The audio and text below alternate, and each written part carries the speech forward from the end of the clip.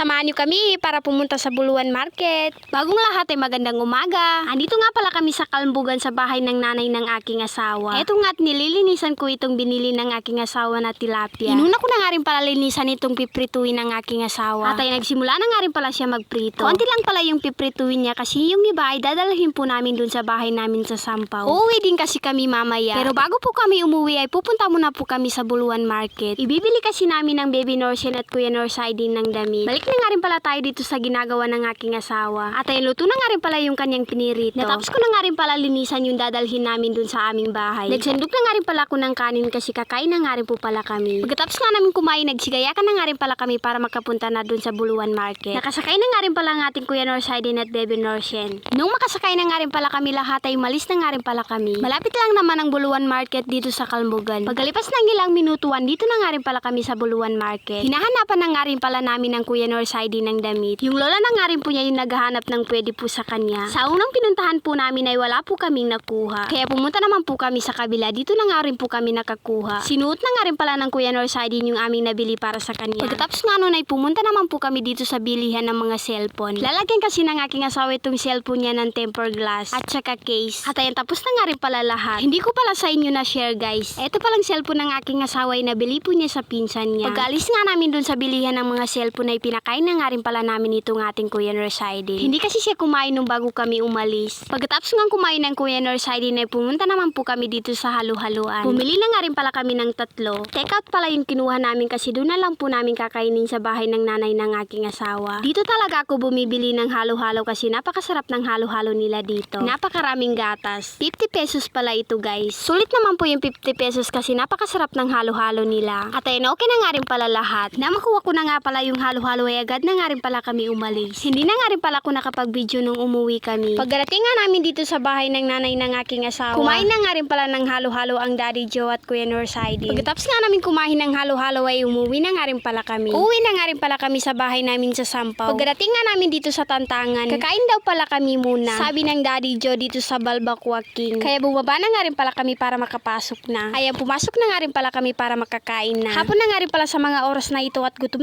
na nga rin pala ako. Kakain na nga rin pala kami dito para pagdating nga namin dun sa bahay namin ay hindi na nga rin po ako makapagluto. Andito na nga rin pala yung kanin. At ito na nga rin pala yung ating balbakwa. Tingnan nyo nga naman, nakakatakam na talaga. Kain po tayo mga mare. Shoutout muna pala tayo. Shoutout pala kay Wet Orla, Ate Shaira Lidasan, Aisa Bint Saban, Galukan, Amer Salilama, Janica Mento Magno. Shoutout din pala kay Prince Andrea sa Kampong, by Halima Abdul Gani, Claro Ana Shala, Princess Jelen Reino. Shoutout din pala kay Siti Musa and kay Sherry Joy Daligdig and kay JN Klein Trajona.